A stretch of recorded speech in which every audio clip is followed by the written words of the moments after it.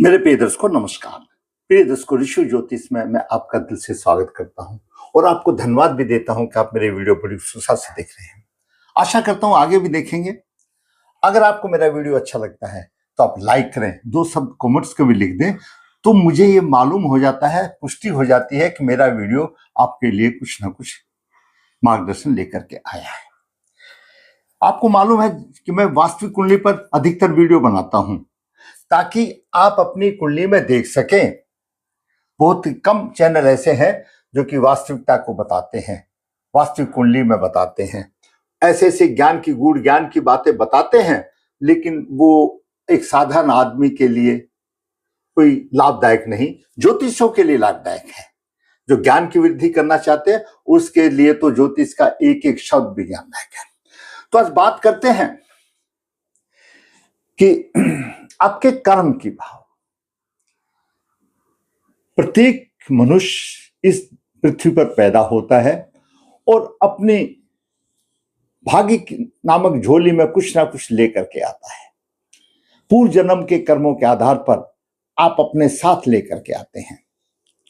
ज्योतिष तो एक प्रकाश है, आपको प्रकाश दिलाता है, आपका मार्गदर्शन करता है, आपका पथ प्रदर्शन करता है कि आप में, आपके काम में कहीं बाधा है, कहीं रुकावट है, तो उससे संबंधित आप उपाय करके कर सकते हैं। संवारा जा सकता है।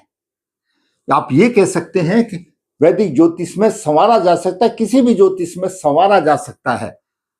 जो आप मूल रूप से लेकर के आए हैं उसको बदला नहीं जा सकता। बिल्कुल अटूट सत्य है, इसमें कोई दो राय नहीं है। संवारा जा सकता है उपाय करके। अगर आपने श्रद्धा से किया तो अवश्य समझ जाएगा। तो आज बात करते हैं, जैसा कि मैंने बताया, आप क्या लेके आए हैं, कर्म क्या कर्म करेंगे आप लेकर के आए हैं, इसमें कोई दो राय नहीं। आपके कर्म स्थायी होंगे, अस्थायी होंगे, परेशानी होंगे, बार बार बदली करने होंगे, वो ग्रहों के अमुक अमुक प्रभाव के आधार पर होता है। मैंने पहले भी कई बार बताया है कि लगन कुंडली के साथ नवास जब तक नहीं है, जब तक लगन कुंडली देखने का कोई फायदा नहीं है। क्यों? ग्रह को नवास से ऊर्जा मिलती है। लगन कुंडली के साथ वो बात अलग है कि भाई नवास शादी के लिए देखा जाता है, अकेले शादी के लिए नहीं, ऊर्जा तो वहीं से मिलती है। क्योंकि एक राशि में 9 नवास होते हैं और 108 नवास टोटल होते हैं 12 राशियों के, 12 में 108 होते हैं। नवास में आपका 3 डिग्री 20 मिनट का होता है, उसमें ग्रह कहां गया है, किस नवास में है, उसको क्या ऊर्जा मिल रही है, तभी होगा। और ग्रह कौन से नक्षत्र में है। चंद्रमा हमारी मेन बॉडी का मेन स्विच है, मन है, हमारा किसी काम में मन लगना चाहिए, तो चंद्रमा कौन से नक्षत्र में, उसका प्रभाव भी साथ में होता है। लगन जो हम ये बताते हैं, लगन स्वयं का प्रतिनिधि है, वो लगनेस करता है, वो कौन से नक्षत्र में है, उसको क्या ऊर्जा मिल रही है, नक्षत्र का प्रभाव मिल रहा है, वो भी महत्वपूर्ण है। ये 10म भाव है। 10म भाव ये हमारा कर्म का भाव है। लगन से 10म भाव, लगन से 10म भाव का संबंध राज्य सत्ता से है, सरकारी नौकरी का है, व्यवसाय का है, पिता के सुख का भाव है। आपके व्यवसाय से आपके व्यवसाय में क्या होगा, कैसा होगा, वो ये 10म भाव बताएगा। क्योंकि 10म भाव आकाश है, ऊंचाइयां है और लोगों को दिखाई देता है। दर्शकों, ये लगन है, 7म भाव है। लगन में से सूर्य उदय होता है और 7म भाव में छिप जाता है।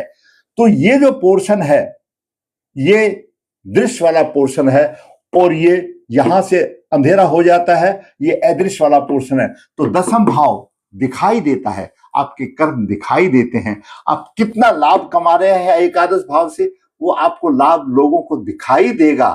आप क्या धर्म नीति अपना रहे हैं 9वें भाव से, वो लोगों को दिखाई देगा। तो इसी तरह 10म भाव आकाश है, ऊंचाइयां है, लोगों को दिखाई देता है आपके कर्म कैसे कर रहे हैं। 10म भाव के कारक 4 ग्रह हैं, सूर्य, बुध, शनि और गुरु। इनकी भी शुभ स्थिति कहीं ना कहीं जितनी अच्छी होगी उतने ही आपके व्यवसाय में बलवंता आ जाएगी। दसम भाव में कौन सा ग्रह बैठा है, यहां दसम भाव में कौन सा ग्रह, कौन सी राशि है, कौन सा ग्रह देख रहा है, ये सब बातें विचारणीय होती हैं।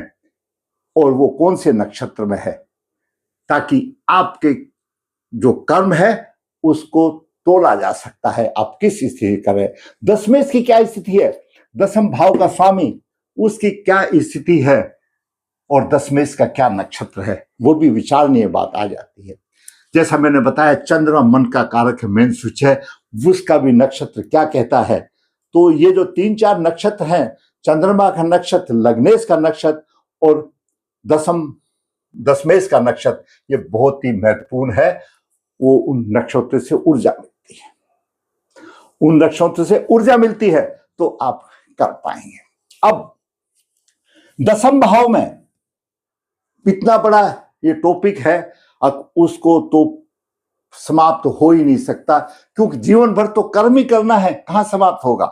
आप समझो कि हम 20-21 साल की आयु के बाद या 25 साल की आयु के बाद कर्म करना शुरू कर जाते हैं, और फिर जब तक हमारे में वो तो सरकारी है कि भाई 60 ईयर्स तक आप नौकरी करेंगे, व्यवसाय में तो आप और भी करेंगे, 70-80 तक भी करेंगे। तो जब तक जीवन है, जब तक आपका शरीर गवा देता है, जब तक आप कुछ ना कुछ करते रहेंगे। ये बिल्कुल अटूट सच्चाई और देखा है, और करते रहना भी चाहिए, उससे शरीर अच्छा बनता है, उसमें कोई दो राय नहीं है। तो अगर आपका दसम भाव में आपको ये देखना होगा कि आपका चंद्रमा किस नक्षत्र में, यानी जन्म नक्षत्र क्या है, दसमेश किस भाव में है, लग्नेश का नक्षत्र किस भाव है, उसको भी देखना पड़ेगा। लग्नेश को कहां से आपको ऊर्जा मिल रही है, दसम भाव को कहां से ऊर्जा मिल रही है, चंद्रमा को कहां से ऊर्जा मिल रही है, वो सब आपको देखना पड़ेगा, तो किसी स्टेज पर पहुंचा जा सकता है।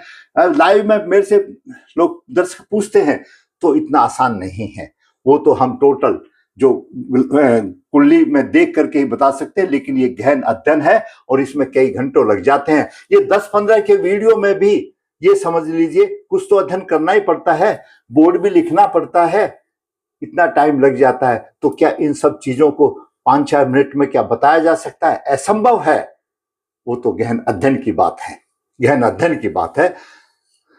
तो उसमें जो ग्रह देख रहा है उसका भी नक्षत्र देखिए। आपके दसम भाव में अगर दसम भाव को कोई ग्रह देख रहा है, अच्छी तरह से देख रहा है या बुराई रूप से देख रहा है, उसका भी नक्षत्र देखना चाहिए। अब हम साधारण तौर पर एक बात बताते हैं, अगर आपके दसम भाव में सूर्य है तो सूर्य तो राज सत्ता का कारक है, राज सत्ता का कारक है, सरकारी नौकरी है। जैसा है एक छोटी सी लेके देते हैं, और भी कई चीजें हैं, बहुत बड़ी बातें हैं, लेकिन एक उदाहरण के तौर पर ले लेते हैं। अगर यहां पर चंद्रमा है, चंद्रमा दूध दही आदि का इनका कारक है, इनसे संबंधित व्यवसाय हो सकता है। मंगल सेना पुलिस के लिए, नौकरी के लिए अच्छा रहता है, जिसमें ऊर्जावान काम हो उसके लिए अच्छा हो सकता है। एक सूक्ष्म रूप, और बहुत बड़ी लंबी लाइन है, ये फाइनल नहीं है, लेकिन अगर इतना करूंगा तो ज्यादा वीडियो बनेगा तो देखेगा कौन, वो तो अलग अलग से हो सकता है। बुध बुद्धि का कारक है, चार्टेड अकाउंट जैसे बुद्धि से संबंधित, बैंक से संबंधित, वित्त से संबंधित वो काम कर सकता है। गुरु अगर यहां पर है तो अध्यापन का कार्य कर सकता है, उपदेश का कार्य कर सकता है। इन सब के एक छोटी सी एक गाइडलाइन में बता रहा हूं, बाकी इनके नक्षत्र आप देखिए कहां उसके फलीभूत कैसे होते हैं, कितने। शुक्र है, शुक्र और गुरु दोनों न्याय के भी प्रतीक हैं, न्याय से भी कार्य कर सकता है, सज्जा का काम कर सकता है, किसी सजावट वाला भी काम कर सकता है, इस तरह के काम वो कर सकता है। शनि आमतौर पर बताते हैं लोहे का कार्य करता है, लोहे का कार्य करने से फायदा होगा। लेकिन नक्षत्र देखिए, जो दसम भाव में शनि है, मैंने तो उनको प्रोफेसर बनते हुए भी देखा है। कोई जरूरी नहीं है कि लोहे का ही करेगा या तकनीकी करेगा, ऐसा नहीं है। और नक्षत्र के ऊपर निर्भर करता है आपका जन्म नक्षत्र क्या है, और उस कुंडली में जो दसम भाव में ग्रह है उसका नक्षत्र क्या है और लग्नेश का नक्षत्र क्या है, वो निर्धारित करता है। तो आप इन सब को देख करके आप अगर काम करेंगे तो आपका वर्षा बहुत अच्छा होगा। और फिर ये देखिए त्रुटियां आती हैं कहीं, और विश्वनिवास में या क्या है, उन सब का तो उपाय करना पड़ेगा। अभी संबंधित कुंडली में विचार करते हैं, ये कुंडली हमारे पास पिछले लाइव प्रोग्राम में आई, बोला स्टेबल मेरा व्यवसाय नहीं है, जातक का जन्म 21/4/95 को कृष्ण पक्ष 7 पूर्वाषाढ़ से 3 शुक्रवार को सुबह 8 बजे हुआ, राजस्थान का कहीं जन्म है।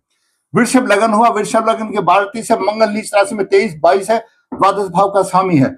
छठे भाव में राहु 12 डिग्री 8 मिनट है, गुरु सप्तम भाव में अष्टमे से गुरु और चंद्रमा राशि का स्वामी गुरु है।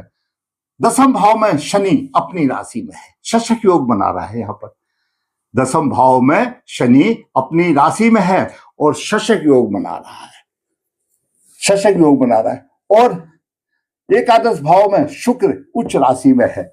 जब एकादश भाव में लग्नेश उच्च राशि में हो तो धन के वारे के नारे करते हैं, धन के वारे के नारे करते हैं, अच्छी तरह से धन आ जाता है। काम करने के बाद धन आया ना, शनि ने कार्य किया। शनि क्या है? पूर्व भाद्रपदा नक्षत्र में है और जो गुरु के नक्षत्र है। अब यहां पर दो चीज आ जाती हैं, एक तो शनिदेव है और एक गुरु का नक्षत्र है। विद्वान होगा, सृजन होगा, रहस्यमयी होगा, पूर्व जन्म के ऋण भी जरूर होंगे लेकिन परिवर्तनशील होगा। यहां पर अध्यात्म का भी काम कर सकता है, मार्ग निर्देशन का भी शनि काम कर सकता है। शनि न्याय का देवता है, क्यों? नक्षत्र उसका गुरु का नक्षत्र आ गया।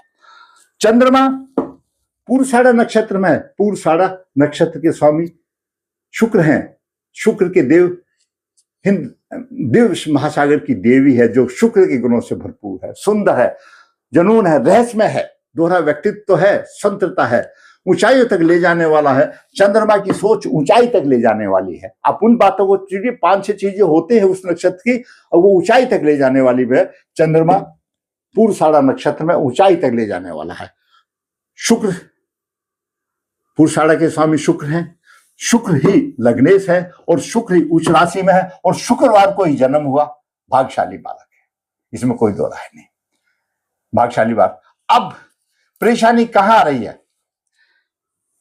द्वादश भाव का स्वामी मंगल है। यहां पर मंगल अश्लेषा नक्षत्र में, बुध के नक्षत्र में, शत्रु के नक्षत्र में, द्वादश भाव का स्वामी और अष्टम दृष्टि से यहां पर शनि को पीट रहा है, परेशानी दे रहा है। शनि को द्वादश भाव का स्वामी परेशानी दे रहा है, जरूर देगा, लेकिन मंगल दिग्बली भी है दसम भाव के लिए। परेशानी के साथ साथ दसम भाव को ऊंचा उठाएगा भी, दसम भाव को देखा गया भी, वैसे भी शत्रु राशि में है। थोड़ा सा पैर लड़खड़ाएंगे, वो अलग बात है, क्योंकि मंगल शत्रु है शनि का, लेकिन दिग्बली भी है, थोड़ी सी परेशानी देगा, अप एंड डाउन देगा, स्टेबल होने में परेशानी देगा, थोड़ी तकलीफ के बाद होगा, उसमें कोई दो राय नहीं है। दूसरा, राहु छठे भाव में है, पंचम दृष्टि से देख रहा है। राहु के विषय में एक विचार करना तथ्य बहुत ही जरूरी है। राहु मायावी है, राहु गुप्त रीतियों से काम है। राहु ये कहता है आप अच्छे आचरण से मत चलो, गुप्त रीति से चलो, जो किसी को पता ही चले, रहस्यमयी बातों से चलो, वो आपको विजय दिलाएगा, आपको विजय दिलाएगा रहस्यमयी बातों से। अब शनि हो गए न्याय के देवता हो गए। अब शनि पूर्व भाद्रपदा रहस्यमय खुद भी है, पूर्व भाद्रपदा नक्षत्र भी रहस्यमय है, ऐसे नहीं है। और शुक्र भी शनि के नक्षत्र में, उत्तर भाद्रपदा में, वो भी रहस्यमय नक्षत्र है, गुप्त कार्यों का मत। तो राहु के तक कार्य को गुप्त रखो, मायावी है, गुप्त रखोगे, गुप्त युक्ति से काम चलाओ। आप सीधे आचरण से काम चलाओगे तो परेशानी आएगी। अब गुप्त यही है कि शनि तो न्याय के देवता है, वो तो न्याय करेंगे, गलत काम तो करेंगे नहीं, क्यों? गलत काम के लिए दंड देते हैं, लेकिन गुप्त रूप से चलाओ, किसी को बताओ मत। राहु यहां पर इस कुंडली में स्वाति नक्षत्र में है। राहु की भी चाबी, राहु को एकदम ये कह देना गलत है, अनाप शनाप है, वो गलत है। स्वाति नक्षत्र से उसका ऊर्जा मिलती है, उसी अपने ही नक्षत्र में। और स्वाति नक्षत्र में राहु निष्ठावान होता है, बुद्धिमान होता है, चर्म शक्ति होती है, नैतिकता इस्तेमाल करता है, जिज्ञासु होता है, अहंकार रहित होता है, अहंकार भी नहीं होता है, और उसमें जीवन की शक्ति आती है, क्योंकि स्वाति नक्षत्र का प्रभाव है। परेशानी कहां रही है?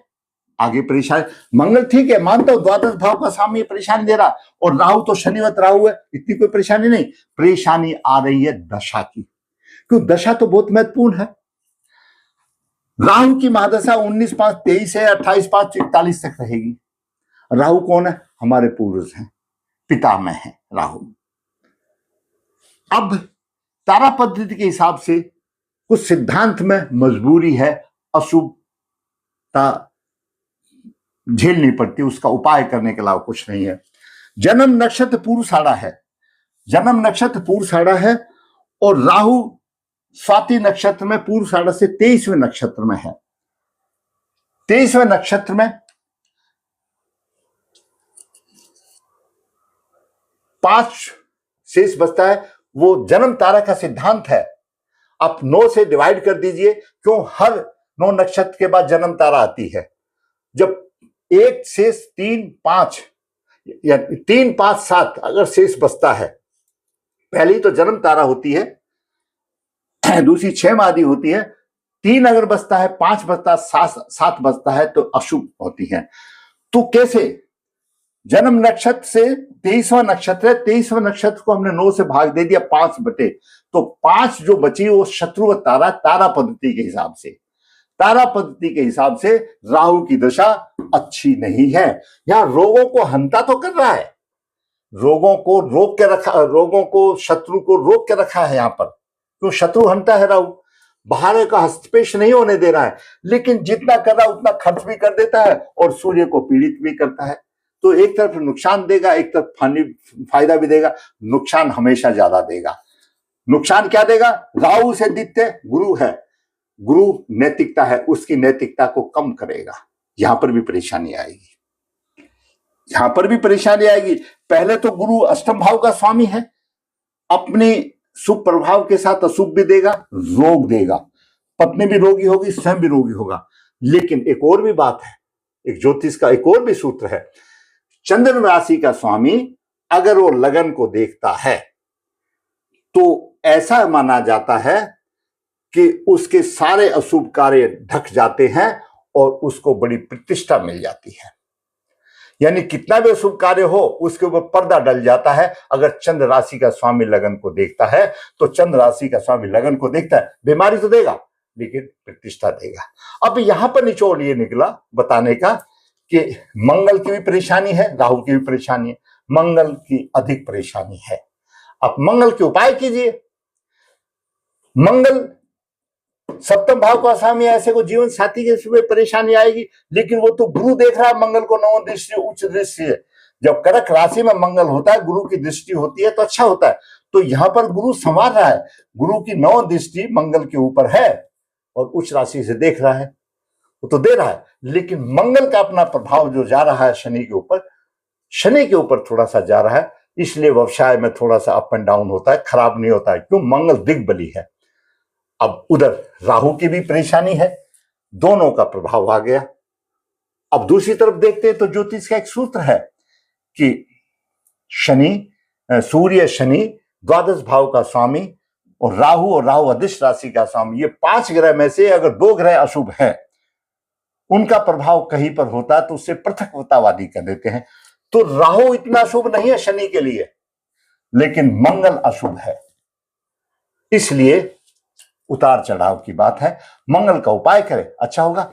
अब मैंने इसको आपको बताया, विश्व निवास में कोई नहीं है, पुष्कर निवास में शनि और चंद्रमा है। शनि पुष्कर निवास में है तो शनि अपने भाग्य को, अपने व्यवसाय को ऊपर भी उठाएगा और भाग्य की भी उन्नति करेगा। और चंद्रमा भी है अपने कारक की, माता का कारक है, मन का कारक है, मानसिक बल अच्छा होगा। जन्म नक्षत्र से पूर्वाषाढ़ा 22वां नक्षत्र चित्रा है,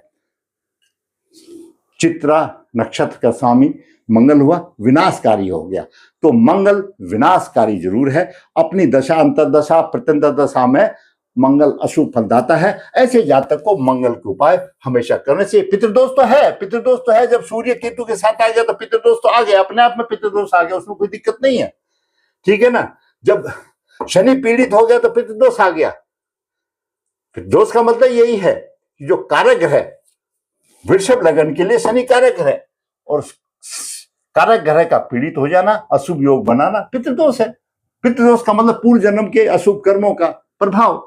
तो यहां पर पीड़ित तो है, लेकिन जब तक आप पितृदोष कराएं तो आप मंगल के उपाय अवश्य करें, मंगल की शांति करा लें, और कोई दिक्कत नहीं, बहुत अच्छी कुंडली है, बढ़िया है, इतना अच्छा है, अच्छा धन है, सब कुछ है।